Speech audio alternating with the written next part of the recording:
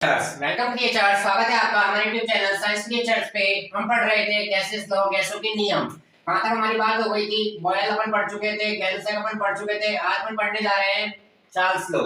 सबसे इंपॉर्टेंट नियम है, सबसे ज्यादा सवाल आने के चांस है इसी में से है, क्योंकि इसमें बहुत सारी ऐसी चीजें हैं जो उनमें नहीं है या अलग है। उनमें स्पेसिफिक चीजें हैं, बस यहाँ ये इसका प्रभाव इस पे पड़ेगा, क्या कांस्टेंट है, क्या बोलते हैं उनको। इसमें हम बहुत सारी नई चीजें सीखेंगे। आइए सबसे पहले चार्ल्स का नियम चालू करते हैं, आज का सेशन चालू करते हैं।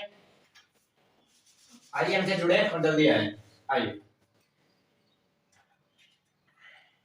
गैसेस लॉ, गैसों के नियम अपन पढ़ रहे थे। क्या पढ़ रहे थे? गैसों के नियम। बहुत इंपॉर्टेंट टॉपिक है कंपटीशन के हिसाब से, काफी सरल टॉपिक है। गैसों के नियम, चार्ल्स लॉ। आज अपन पढ़ेंगे किसका नियम? चार्ल्स का नियम।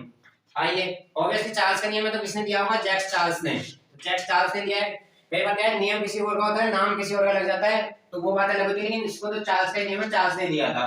ठीक है। संबंध किस किस चीज बताता है? कल भी आपको चार चीज बताई थी। टेम्परेचर होगा, प्रेशर होगा, वॉल्यूम होगा और अणुओं की संख्या या मोल या बार, द्रव्यमान, कुछ भी आप लगा लो। तो इन चीजों में क्या करता है? रिलेशन। जब भी किसी से संबंध बताएगा, संबंध कितनों में बनता है? रिलेशन तो हमेशा एक अकेले में तो संबंध बन नहीं सकता, उसके लिए आपको कितने होना जरूरी है? दो चीज होना आपके पास जरूरी है। किसके लिए? रिलेशन बनाने के लिए।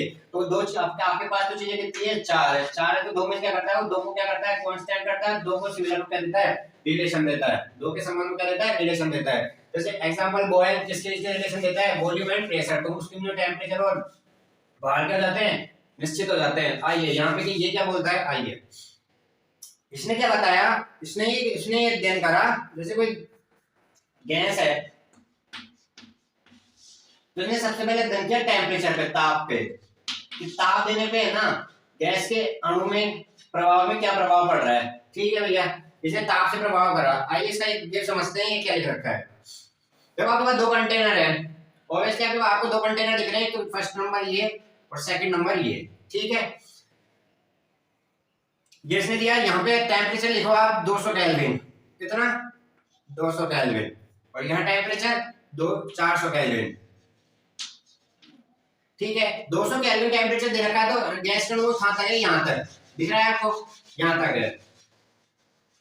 अगर गैस का यहाँ तक पहुंचा, क्योंकि ताप दोगे तो गतिज ऊर्जा इंक्रीज है, गतिज ऊर्जा इंक्रीज नहीं। ताप देने पर गतिज अणुओं की गतिज ऊर्जा इंक्रीज, गतिज ऊर्जा इंक्रीज होगी तो इधर उधर ज्यादा भागेंगे। यहाँ स्पेस, जितना भी स्पेस उनको मिलेगा ना, तो वहां तक गति करेंगे। उनको इतना ताप दिया तो इन्होंने यहाँ तक गति करी। ये ऊपर आपको दिखा रखा है, यहाँ तक, इस स्पेस तक। ठीक है, आपने इस ताप को क्या कर दिया? डबल। आपने इस ताप को कर दिया डबल कर दिया, तो ये जो आधा था ना यहाँ तक, वो बढ़ के कितना हो गया इस वाले पूरे में। तो आपने क्या देखा? आपने देखा तो ये क्या है? गैस का, गैसों का क्या होता है बताइए?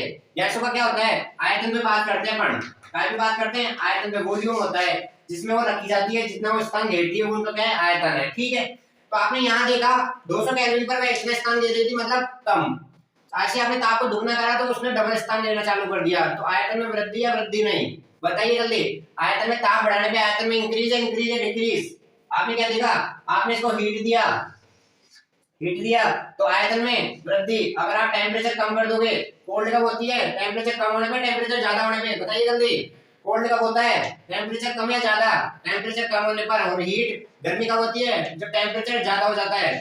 तो आपने ज्यादा करा तो आयतन में क्या हो गई? वृद्धि हो गई। आपने ठंडा करा तो आयतन में क्या हो गई? कमी। तो टेम्परेचर पे अब समझ में आया? आयतन पर ताप का प्रभाव। यहाँ क्या लिख रखा था? Temperature volume relation. Temperature volume relation, ताप आयतन संबंध किसने दिया? पहला सवाल लिया। आज का सेशन चालू करते हैं। अब देखो सवाल आएंगे अब माध्यम। पहला, ताप आयतन संबंध किसका है? गैलुसैक का संबंध। नंबर 2, ट्रिक लिखिए इसकी, कैसे याद करेंगे, क्या कांस्टेंट है? चार्ल्स किसने नियम दिए? चार्ल्स ने। तो चार्ल्स का आपने क्या उठा लिया? सी। अब अभी साम्य अवस्था पढ़ेंगे तो उसमें कंसेप्ट आएगा सीपी। क्या कंसेप्ट आएगा? सीपी। कांस्टेंट होता है सीपी सीवी में संबंध, तो सीपी होता है। आप ध्यान रखना सीपी से, ध्यान रखोगे आप सीपी से। ऑब्वियसली हो गया आपको याद? सीपी से याद रखना, तो सीपी में क्या आ रहा है? पी आ रहा है। तो चार्ल्स के नियम में कांस्टेंट क्या रहता है? प्रेशर। क्या रहता है? प्रेशर। और ये क्या हो जाएगा? Constant. Is that clear? C से मतलब चार्ज, चार्ज से आपको क्या रखना है, सीपी। सीपी क्या होता है, कांस्टेंट होता है जो अपन पढ़ेंगे टाइम साम्यावस्था में। और सीपी में क्या आ रहा है, पी, पी से प्रेशर, तो प्रेशर से क्या हो गया, प्रेशर यहाँ पे कांस्टेंट, तो नियत दाब। आइए ये हो गया दो सवाल। ताप आयतन संबंध इसने दिया, ट्रिक हो गई इसकी, क्या कांस्टेंट रहता है, ठीक है।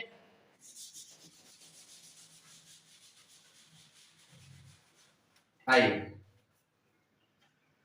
यहाँ क्या सीखा था आपने, यहाँ सीखा था अगर आपने ताप बढ़ाया तो आयतन V है और ताप के मध्य रिलेशन था, तो ताप बढ़ रहा था तो क्या हो रहा था, ताप बढ़ रहा था तो आयतन इंक्रीज या डिक्रीज, ताप बढ़ रहा था तो आयतन इंक्रीज या डिक्रीज। यहाँ पे ताप कम था तो आयतन कम था, आपने ताप बढ़ा दिया तो आयतन क्या हो गई, वृद्धि हो गई। तो रिलेशन कौन सा आएगा, समानुपाती है, समानुपाती नहीं, समानुपाती।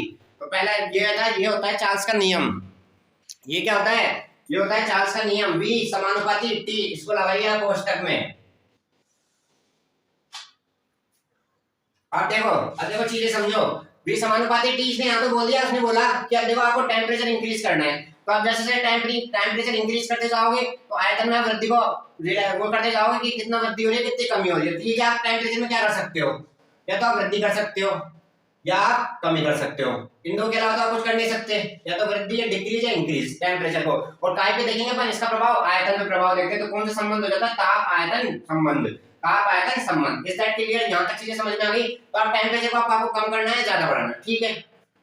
तो इस नियम का एक दूसरा रूप है, उसको ऐसे बोलते हैं, देखो ये नियत दाब पर निश्चित द्रव्यमान वाली गैस का आयतन, नियत द्रव्यमान पर निश्चित द्रव्यमान वाली गैस के आयतन में यदि कितने की वृद्धि, 1 डिग्री सेल्सियस की वृद्धि या कमी, इंक्रीज या डिक्रीज, 1 डिग्री सेल्सियस की वृद्धि या कमी करने पर, वृद्धि या कमी करने पर 0 डिग्री सेल्सियस पर उसके आयतन का, कितने पे, प्रारंभिक आयतन पर उसके किसका, आयतन का 1/273वां भाग, अगर आपने इंक्रीज किया है तो बढ़ जाएगा और आपने डिक्रीज किया है तो घट जाएगा। कल आपको गैल्यूसेक का नियम बताया था, सेम नियम, सेम नियम काई पे, प्रेशर पे। ये काई पे बात करता है, ताप पे, वो किस पे बात करके गया था, दाब पे। इज दैट क्लियर, क्या बोला, नियत दाब, नियत दाब में निश्चित द्रव्यमान वाली गैस का, नियत दाब में निश्चित द्रव्यमान वाली गैस का आयतन, नहीं, नियत द्रव्यमान में निश्चित दाब वाली गैस के ताप में यदि 1 डिग्री सेल्सियस की क्या कर दिया आपने, वृद्धि या कमी कर दी, तो 0 डिग्री सेल्सियस पर उसका आयतन कितना बढ़ जाएगा, 2/73वां भाग बढ़ जाएगा, अगर आपने कम कराया तो घट जाएगा। यहाँ तक चीजें क्लियर, ये इसका हो जाता है गणितीय रूप, ठीक है। आइए समझते हैं चीजों को कैसे। तो क्या बोला मैंने, तो वी टी, टी समय पर आयतन, बढ़े हुए समय पर आपने ताप इंक्रीज कर दिया, V not plus V not by 273, 1/273 T degree Celsius. Very important formula, इसी से आएगा क्या, अब देखो ये रिलेशन भी है ना, इससे आई है, कैसे, अब देखो क्या, आयतन परिवर्तन, यहां से आएंगे सवाल, आयतन परिवर्तन किस किस पे डिपेंड कर रहा है, जो भी ताप परिवर्तन के साथ आपने आयतन परिवर्तन हो रहा है कि बढ़ रहा है घट रहा है, किस पे निर्भर कर रहा है। सबसे पहला पॉइंट लीजिए, सबसे पहला क्या बोला था मैंने अभी, ताप, तो काय पे निर्भर करेगा, तापांतर पे, काय पे निर्भर करेगा, ताप के अंतर पे, पूर्व अंतिम आयतन बटे पूर्व का आयतन प्रारंभिक, ठीक है। आइए नंबर 2, आयतन में क्या हो रहा है, यहाँ पे आयतन कितना था, V नॉट था, मतलब जितना था उतना आपने लिया, आपने ताप बढ़ाया तो आयतन V नॉट तो रहा नहीं होगा, V नॉट पे कुछ जुड़ा होगा, तो यहाँ पे आयतन हो जाता है VT, तो काय पे निर्भर करता है बताइए, प्रारंभिक आयतन पे, क्योंकि प्रारंभिक जो चीज पे निर्भर करेगा वो स्थिर रहेगी, प्रारंभिक आयतन। नंबर 3, और काय पे अध्ययन कर रहे हो आप, क्या है इनके अंदर, ऑब्वियसली गैस की प्रकृति, तो नंबर 3, ठीक है। आयतन परिवर्तन निर्भर करता है तापांतर पे, प्रारंभिक आयतन तो रासायनिक गैस की प्रकृति पे, पाई की प्रकृति पे, पाई का अध्ययन कर रहे हैं आप गैस का, तो गैस की प्रकृति पे। आइए यहाँ तक इस चीजें क्लियर,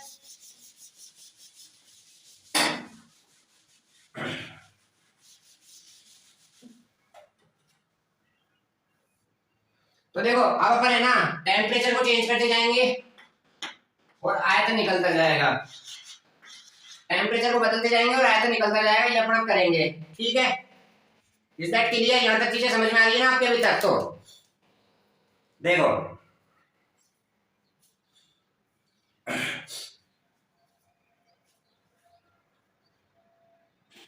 समझ में आया आपके, अभी तक कोई दिक्कत, ठीक है,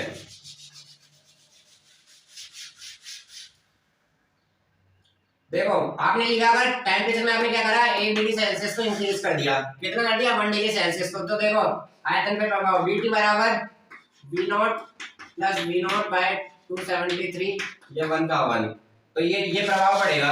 अब इसमें आप सवाल निकालेंगे तो अपना देखो प्रभाव अपन पढ़ते हो, यहाँ पे आप काय भी निकाल सकते हो, मेरे 1 डिग्री सेल्सियस पे आप 100 डिग्री सेल्सियस पे निकाल सकते हो। क्या करना पड़ेगा, यहाँ पे 100 लिख देना, बस क्या करना पड़ेगा, यहाँ पे 100 लिख देना। ठीक है, तो आप एक ऐसे ताप पे लड़ा रहे हो जहाँ पे आयतन क्या होना चाहिए, शून्य है। आयतन क्या होना चाहिए, शून्य है, जो कि संभव है संभव नहीं है, बताइए जल्दी। एक ऐसा ताप जहाँ पे आयतन का मान क्या होना चाहिए, आयतन का मान जहाँ पे शून्य होना चाहिए, संभव है संभव नहीं, जल्दी बताएं, संभव है संभव नहीं सेल्सियस में। आपने पढ़ा VT बराबर V0 plus V0 by 273 degree Celsius. If अब देखो जीरो कैसे हो सकता है, जीरो कैसे हो सकता है, यहां पे क्या आना चाहिए, क्योंकि गड़बड़ तो यहीं पे होगी जब भी जाके जीरो हो सकता है, वरना नहीं हो सकता। अगर आपने 273 क्या आएगा लिख दिया यहाँ पे प्लस का, तो ये V0 और V0 कितना हो जाएगा, 2V0 हो जाएगा, हो जाएगा नहीं हो जाएगा, हो जाएगा।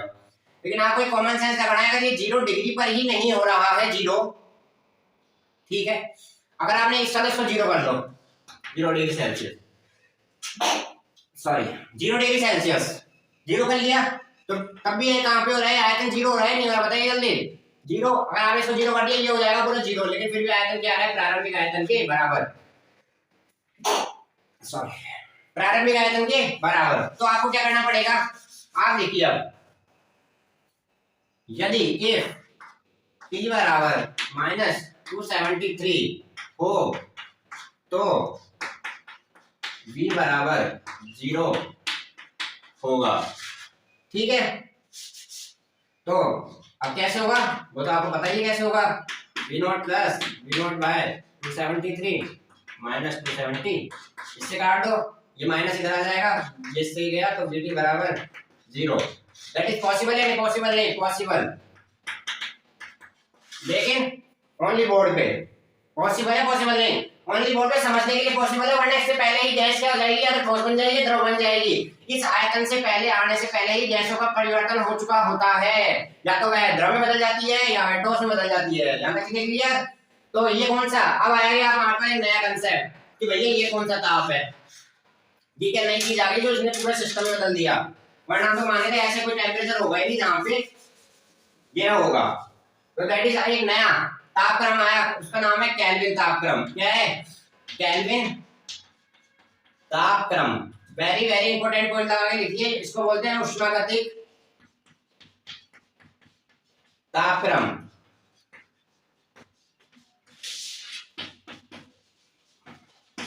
केल्विन तापक्रम को क्या कहा जाता है, उष्मागतिक तापक्रम, उष्मागतिक तापक्रम। तो अब केल्विन तापक्रम में क्या हो गया, देखो T बराबर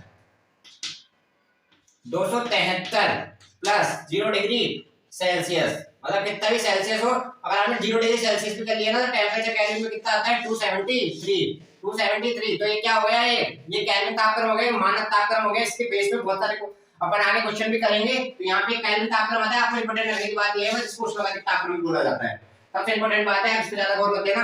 केल्विन तापक्रम दैट इज उष्मागतिक तापक्रम।